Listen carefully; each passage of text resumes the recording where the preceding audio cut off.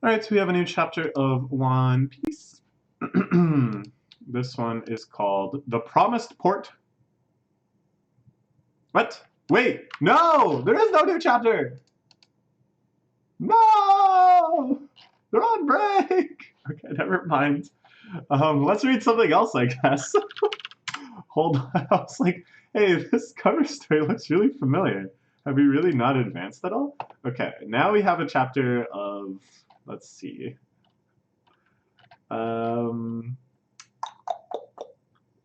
Let's do, I knew there's something here that I was planning on reading. There should be a new chapter of Komi-san. Where's Komi-san? Komi. Yeah. Yeah, this one's an exciting one too. First day of the cultural festival, chapter 223. We see Najime? That's their name, right? In their director role. The play well underway. It's a complicated, silly plot, but it looks like everyone is up for it. They've come together on this cultural project. And even Komi-san. Oh no! I was just about to say, even Komi-san has embraced her part of it. Even Komi-san looks like she stepped up to this challenge. We should recast Komi-san. Alright, that was pretty good timing. I think this series really does well with this sort of fake out. My apologies. I did not mean to remove you from the play, rather to change your role within it. The princess of the story should have a more open, friendly image. Say someone like Manbagi-san. I can never pronounce her name well. Manbagi-san better fit the role. Our actors also wouldn't be able to take breaks if we kept repeating the same play. So I thought creating another play with Komi-san as the princess would work. Ooh! See, this is very clever. It gets the actor's ability. You can rotate through the actors. You get a lot more of the characters involved in the acting performance, which of course is a lot of fun. Plus, from the very start, I was like, if they're going to cast Komi-san as the princess, why not just make the character of Komi-san like Komi-san, right? Like, why not lean into her natural strengths as a human being and not force her to act in a way that's so unnatural to her, right? So yeah, this sounds great. A new story. And the protagonist is Tadano-kun. Oh, romance, romance, romance, romance. This is nice. I think this is checking a lot of awesome potential boxes for me. And as I said before, I just love plays within stories. I love the idea of them getting catastrophically out of control, and I don't know why. It just appeals to me so much. So I think a gag that I think would be very, very funny is if they start like sending the wrong actors out and they start confusing which play they're in and which like lines are supposed to be read. And I don't know, to me that sounds really, really funny. We'll see if they go in that direction. Since my own story, it's only fair for me to teach Komi-san her role. Tachimi has long given up on teaching Komi-san how to act. Yes, this is a challenge insurmountable even for them. Cute floral crown, very awesome. Cute Komi-san hiding behind. Oh, and then we cut right from there to the first day of the cultural festival, and their play is underway. So this gives a lot of this chapter left to see the trials and tribulations of our beloved cast. Our story begins in a peaceful country wherein lived a terribly beautiful princess. Despite all manner of beautiful jewels and gesture performances presented to her, the princess would not show even the faintest smile on her face. For this reason, the people called her the cold-blooded princess. A nice plot. And maybe by the end, Tadano-kun makes her smile. Could be very, very moving. Could be a nice romantic climax. The fact that all of the rehearsal and stuff was hidden away this time. The previous play, we had a whole chapter devoted to showing scenes from it and showing some of the struggles of the actors, which kind of put an upper bound on how dramatic, how big of a plot advancement could result from this play. But this one, we've been left totally in the dark. We're experiencing it for the first time along with the audience. Very, very exciting. It's really the best of both worlds. Okay. So Tadano-kun enters. He's some castle delivery man. He's very nervous. You're too nervous, Tadano-kun. And the audience, of course, just totally enamored with Komi-san. Here we can see her stalker friend, name forgotten, who's just like melting away into the audience, blushing her heart out. Do you reside in this fine castle? Would it be a bother if I had a look around? Oh, so that shot on the cover, the title panel, was actually from the play. Making a crown of white clover, are you? Ooh, nice. What good integration of her character. The cold-blooded princess was in fact unable to speak. Done. No lines. No rehearsal. Congratulations, Komi-san. You've mastered your part. Just incidentally. Just naturally. And the audience. Aww. That's fun. I like that the audience is getting into it. It's that flimsy clown there. You gotta leave it tighter. I'm gonna show you. Aww. Well, that's a cute moment. Oh, but she runs off. She fled thinking her identity had been found out. Her true identity as the castle's eerie princess. Oh, and even though she didn't have to do anything, even though she just literally sat there, she's still super flustered. Oh, Komi-san, doing your best. But common folk like him had only ever seen the princess from afar. Not only did he fail to realize, he had utterly frozen upon witnessing her beauty. The audience laughing. I mean, it is pretty funny that he's completely, rigidly frozen in place, but to me this is a tragic and lovely moment of star-crossed lovers that had this one glimpse at what could have been. From then on, whenever the boy made a delivery to the castle, he would meet the princess in the gardens. This kind boy was able to befriend the silent princess, making flower crowns, playing games, or simply frolicking about the garden. How nice. I like, what to me this seems like they've integrated some panels showing literally what's happening on stage, like this top panel. We can see very clearly that it's just painted on the backdrop, that they're on the wooden floorboards of the stage. But then in these other ones, it kind of looks like they're actually in the grassy meadow, that there actually is this wreath of hedge behind her, or these trees in the distance as they play hide and seek. I really enjoy that too. I think anime has a uniquely high potential when it comes to depicting these sort of play within a play type scenarios, to have the play both in and out of reality. And here, of course, I must say, masterpiece of the year, Wataten, and their mind-blowing final episode, which I won't get into anymore, but they do it quite masterfully there. She even became closer to the townsfolk, partaking in the Beyblade game popular at the time.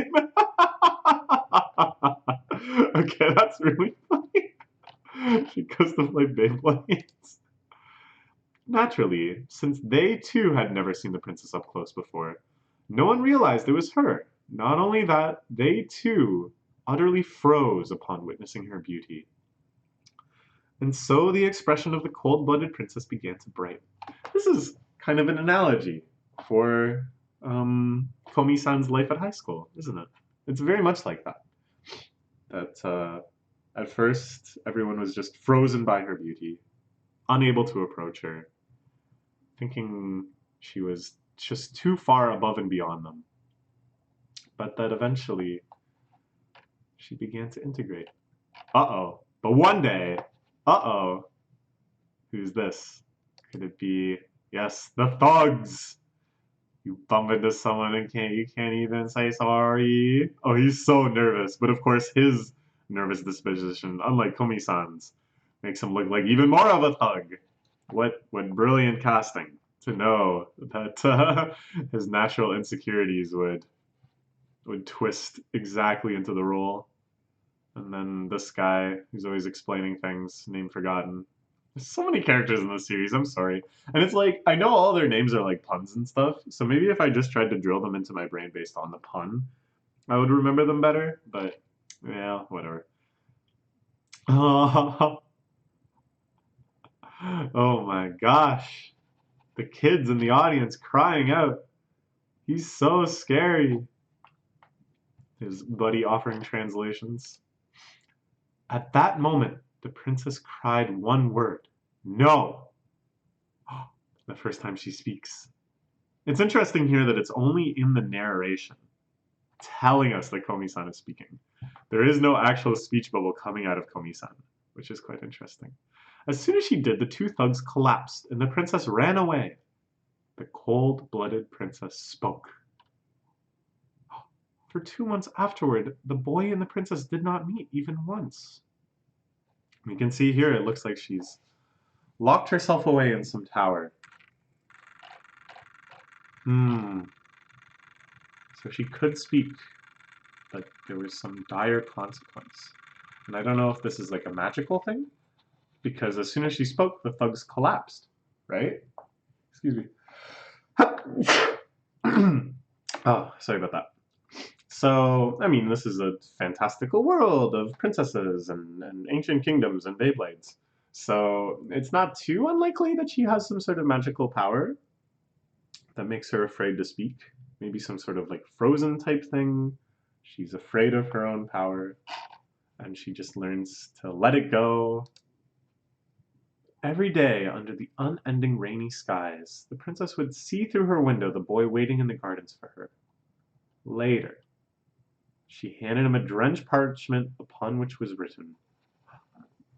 Just like how they communicate in real life. How cute. My words are cursed. Whomever hears my vile words falls stricken to my curse as well. I don't know if I may ever speak again. Please do not return anymore.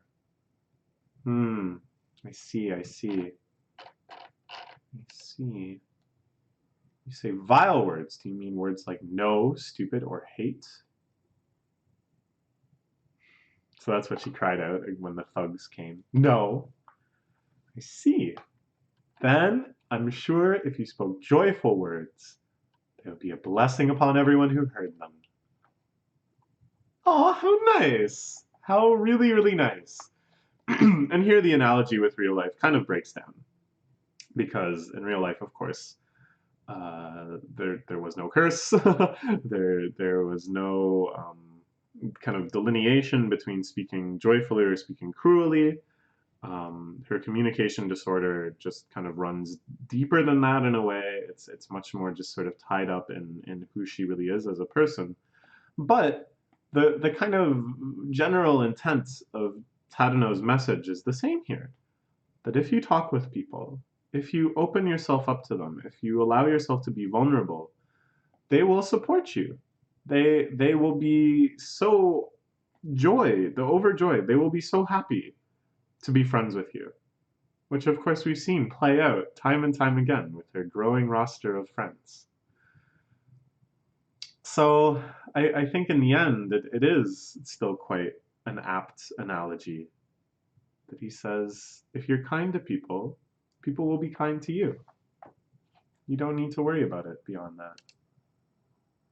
That's Komi-san. They've dubbed in a line. Brilliant. But she actually speaks herself, it looks like, before they can have a chance to play the recording. Komi-san herself speaking on stage. I don't know if that is true, but while I'm with you, I feel as if I could speak joyful words for the rest of my life. Oh, that's so nice! And Tadano-kun a little shocked because he was expecting the recording for sure. And who knows if this is even the original line? Who knows how much artistic license Komi-san is taking here? Oh my god. Oh my god, for real? Oh my god! They went this far. This is the magic of the play. This is the magic of doing a play within the story. Is that you can push the relationship so much further than it is in real life. And yet, you know, even though they go back to normalcy afterwards, those words they exchanged and the feelings behind them linger forever. And this is the ultimate. I didn't know if they would go this far. The on-stage confession, the in-character confession that of course conveys the innermost, truest, most feelings of the real people playing these roles. I think I love you. Oh my god. Oh my god, what a really lovely scene. It makes me all the more excited for the future of their relationship in real life.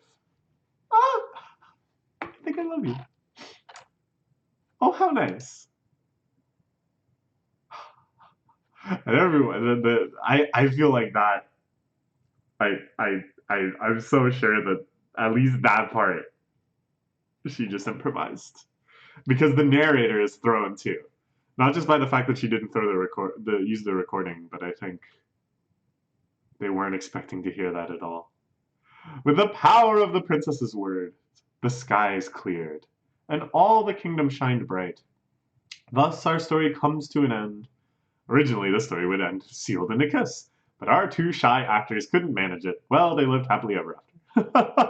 And the audience, come on, kiss. And here we see Manbari. I already forget. Manbarui. You know, Yaru girl back here. And this is a subtle technique that a lot of manga use that I think is quite a good effect. Everyone else in the crowd is kind of desaturated, and part of their facial features are like missing. Her, we can't see the top of her face either, but she's drawn in like more sharp contrast.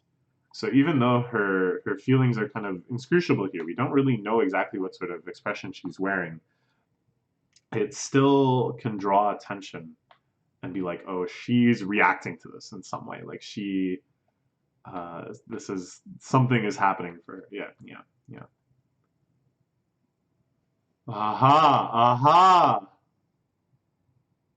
Yes. So these are her thoughts, I'm sure, because she's putting it together. She's realizing for sure the person that Komi-san has a crush on, that she'd alluded to a few times. It must be Tadano-kun. Ooh, this is nice. Ooh, this is some real solid development here, isn't it?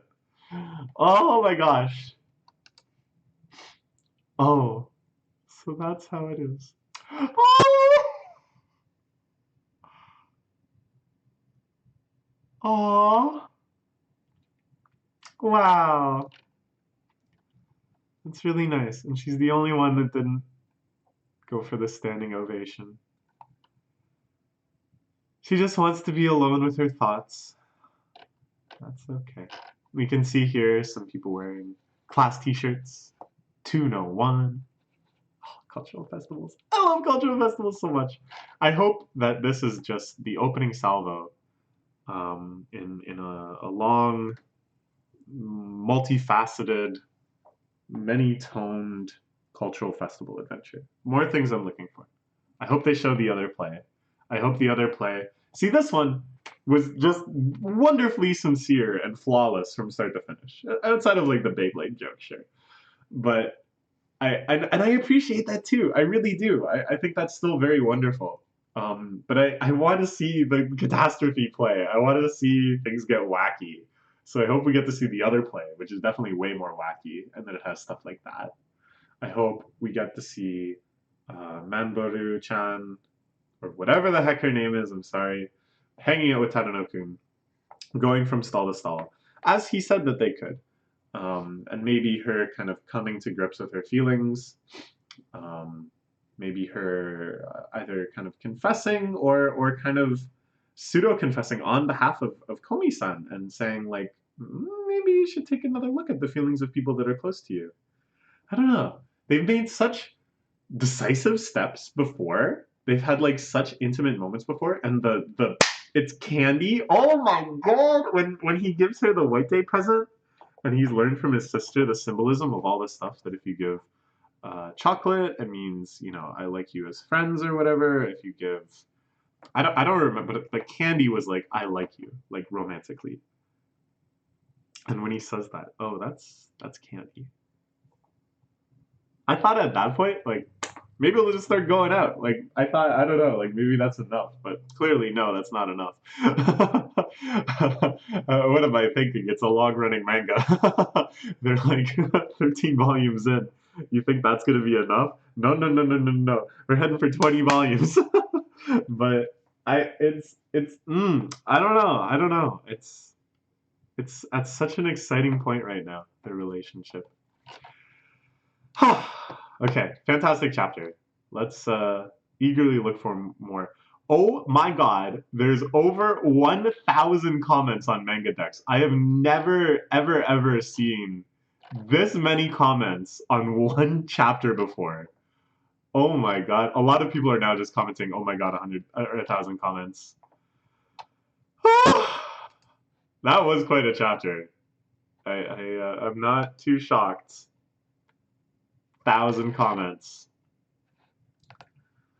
Man, let's look at the confession one more time. And I'm going to call it a confession until we know the specifics of what was actually in that script.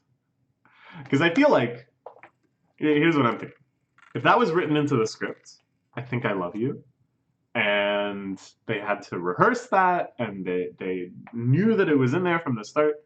There's like no way that they would have done this, right? Like Tadano-kun probably would have objected on behalf of Komi-san. Komi-san would probably end up in some extremely flustered situation where she couldn't quite object, but at any rate, I feel like it wouldn't have been able to get to this stage if the whole time she was having to say, I think I love you over and over again. I think she improvised it. I think she added that line in the heat of the moment, her true self coming out, and that's why the narrator is so flustered. That's why they couldn't even do a fake kiss or anything like that. Oh, oh man. And of course, we don't see them afterwards. The curtain literally closing on those characters. So, you know, if I'm right, and this was an ad-libbed line, then the ramifications of that we're not going to see until next time. But oh my gosh. Oh my gosh. Okay. All right. Okay. I'll see you next week, I guess. We'll see where the heck they can go from here.